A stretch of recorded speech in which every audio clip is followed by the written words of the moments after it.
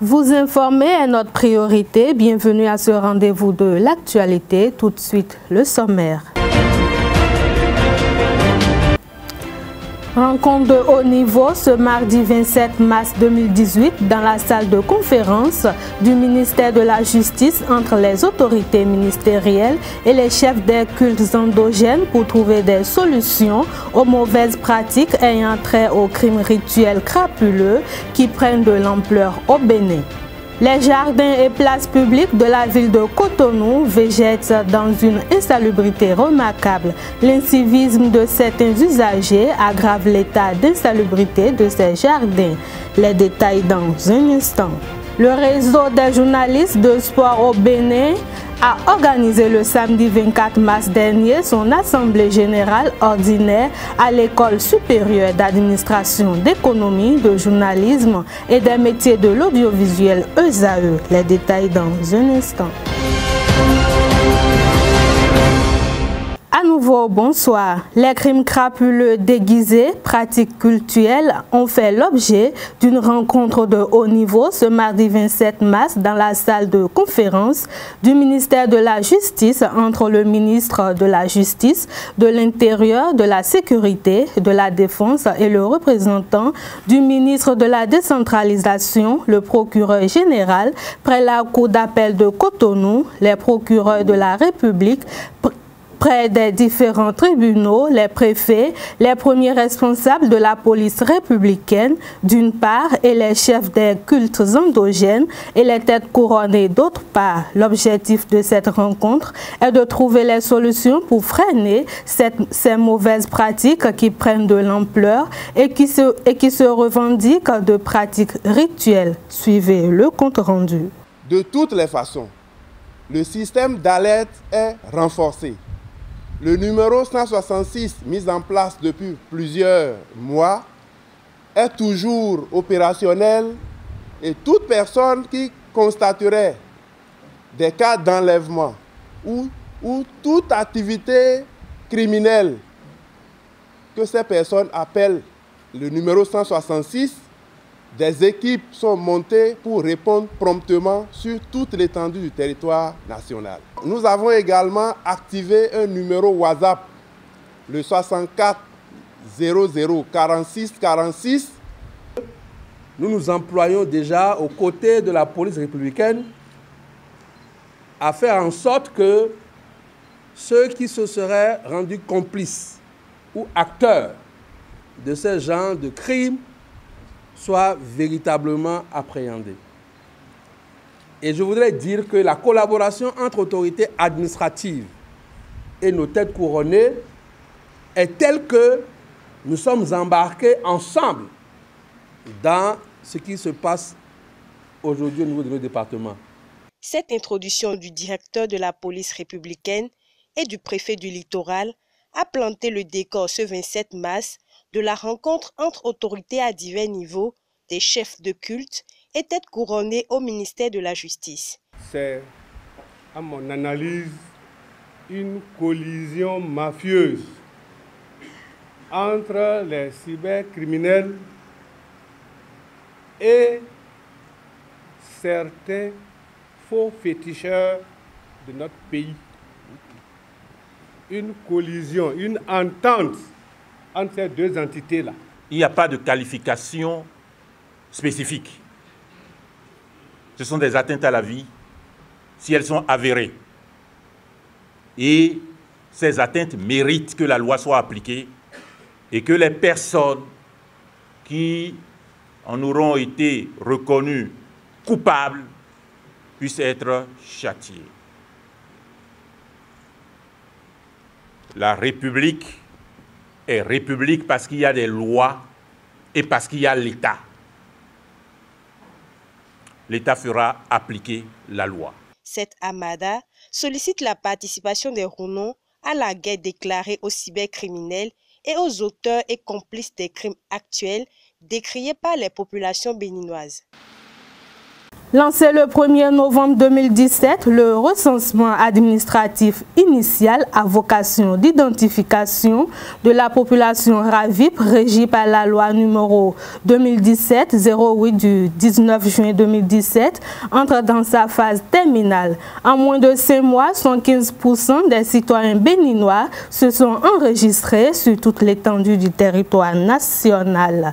Selon Jean-Claude Aron-Voebla, régisseur général de l'Agence nationale de traitement et coordonnateur national de RAVIP, les statistiques sont bonnes par rapport aux attentes, ce qui permettra de constituer la base nationale et de doter chaque commune de ses registres. On l'écoute pour plus d'explications. Aujourd'hui, un tour dans la majorité des centres de collecte, c'est Relace. J'ai eu la chance de parcourir quelques centres aujourd'hui et c'est Relace.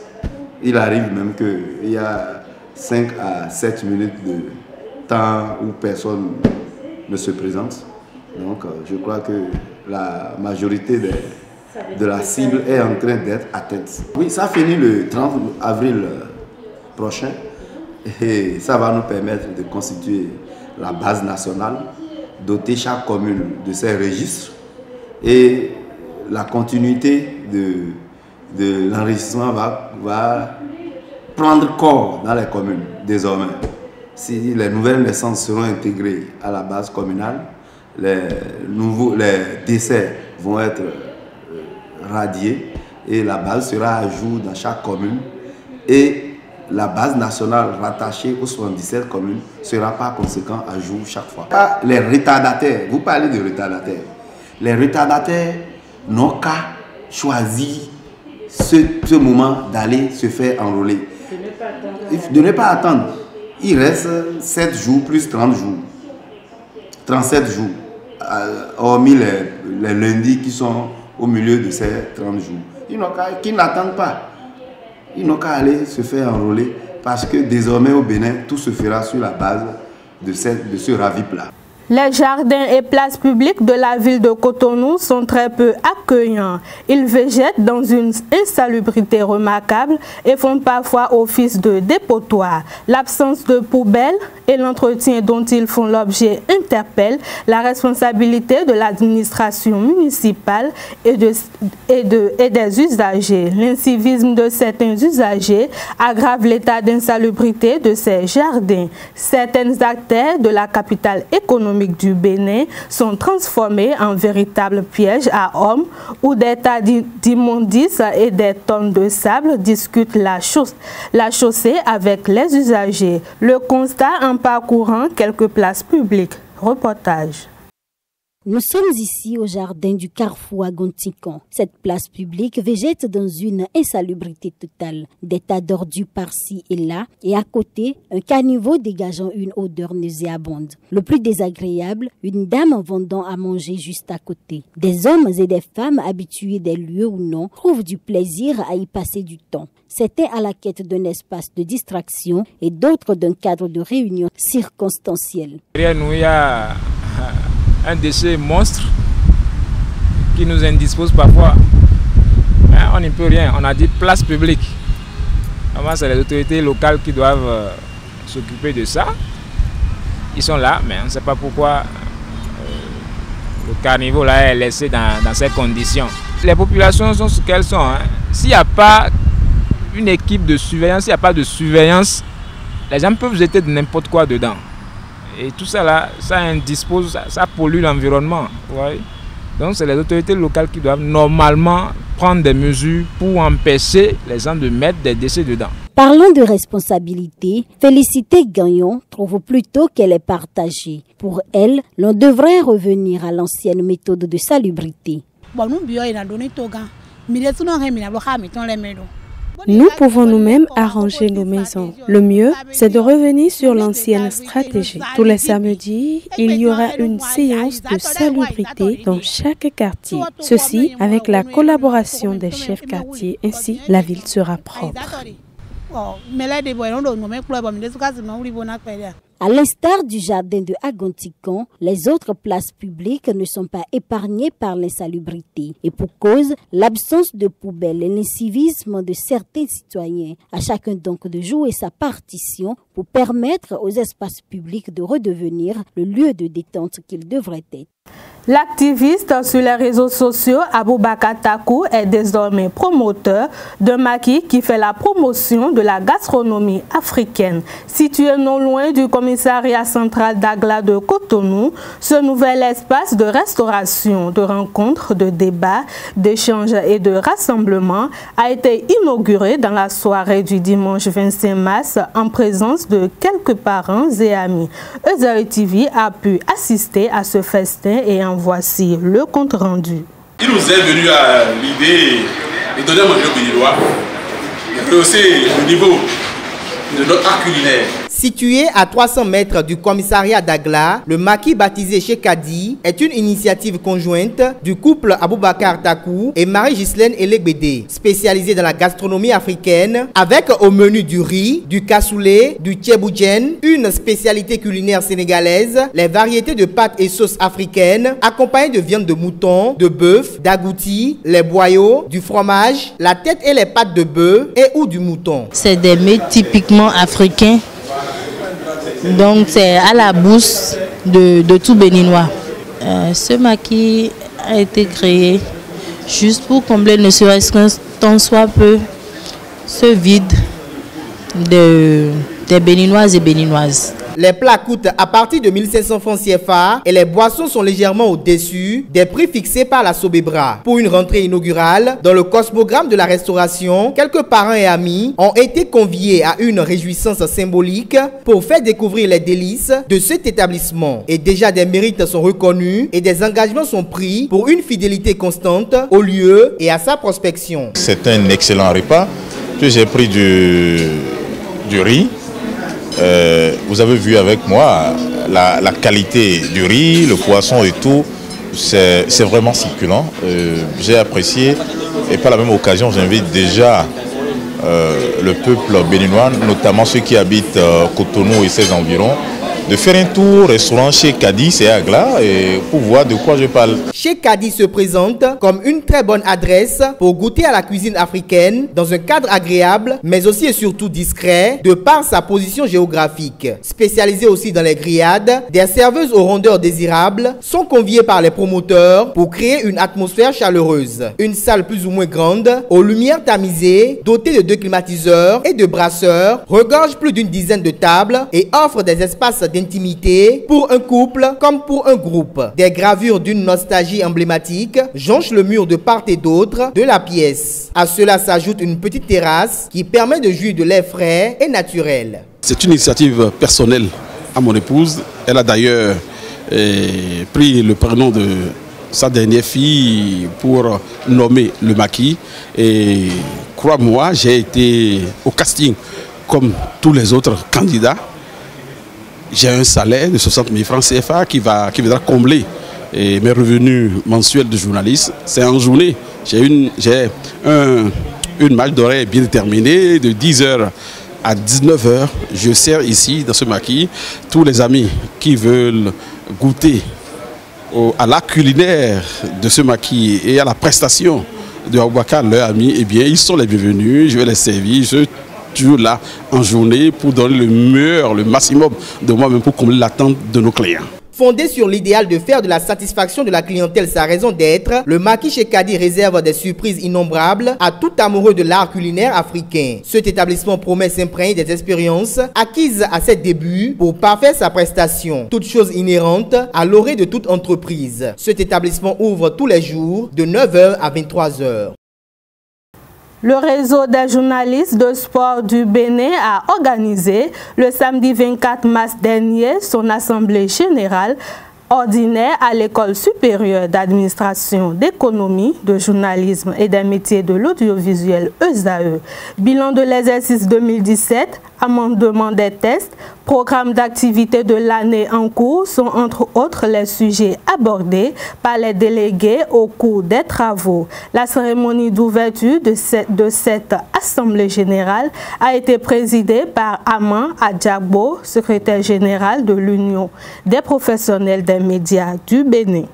Après une année 2017 mitigée, les membres du réseau des journalistes du sport au Bénin, RJSB, se sont retrouvés ce samedi 24 mars 2018 dans les locaux de l'ESAE pour faire le bilan et jeter les nouvelles bases de leur association. Pour ce faire, Hugues Sagbo, le secrétaire général, invite les adhérents à s'engager à travers leurs œuvres à redorer le blason du RJSB. Nous devons, au sortir de cette Assemblée générale, réaffirmer en symbiose avec le bureau exécutif notre volonté et notre engagement à appartenir à une association et à œuvrer pour son développement et sa pérennité, tout en prouvant nos capacités à relever les grands défis en nous impliquant davantage dans toutes les réformes et actions visant à renforcer les capacités des journalistes sportifs dans la perspective d'une spécialisation dans la presse sportive, contribuer à la promotion et au développement du sport dans notre pays, redorer le blason du réseau en renforçant son assise sur le plan national et la notoriété dont il jouit sur la scène internationale. Pour relever ces défis, les délégués présents à cette Assemblée générale ordinaire ont adopté la modification des tests proposés par le président René-José Sagbo et son bureau. Beaucoup de difficultés ont jalonné les 12 derniers mois au niveau du réseau des journalistes et nous avons été amenés avec le bureau exécutif que je préside à faire des propositions à l'Assemblée générale. Et au nombre de ces propositions, il en avait qui touchaient au statut et au règlement intérieur. Sur certains points, les délégués ont souhaité qu'il n'y ait pas de modification et sur d'autres, nous avons eu à amender. C'est le cas de la composition du bureau exécutif qui passe désormais de 9 postes à 7 postes. Ça annonce un réaménagement de cette structure du réseau des journalistes de sport. Idem au niveau des structures de base. Je veux parler des bureaux régionaux et des commissions permanentes spécialisées où l'effectif a été également réduit. Donc on est passé à une composition du bureau de 5 membres à 3 membres désormais. Hormis l'amendement de certains articles des statuts et règlements intérieurs du RJSB, les délégués ont adopté les différents rapports ainsi que le programme d'activité 2018 avec le budget y afférent. Les délégués du Septentrion, notamment ceux du Parakou, ne sont pas venus à cette assemblée générale en raison des contraintes professionnelles. Signalons que la cérémonie d'ouverture de ces assises a été présidée par Aman Adjagbo, secrétaire général de l'Union des professionnels des médias du Bénin UPMB. Toujours au sujet de cette Assemblée générale ordinaire, le secrétaire général du réseau des journalistes de sport au Bénin, Hugues Sagbo, lève un coin de voile sur quelques activités programmées pour le compte de cette année. Le projet de programme d'activité de l'année 2018 comprendra en matière de formation les activités suivantes. Un séminaire de formation sur le code numérique au Bénin. Nous l'avons prévu en 2 activités qui se tiendront respectivement à Cotonou et à Parakou, à l'intention d'environ 25 journalistes. Et nous le programmons pour le premier semestre de l'année 2018. Ensuite, un séminaire de formation sur les notions de Scrabble. Ça, c'est en partenariat avec la Fédération béninoise de Scrabble. Ce séminaire se tiendra à Cotonou à l'intention d'une trentaine de journalistes. Et nous programmons cette formation pour le premier semestre de l'année 2018.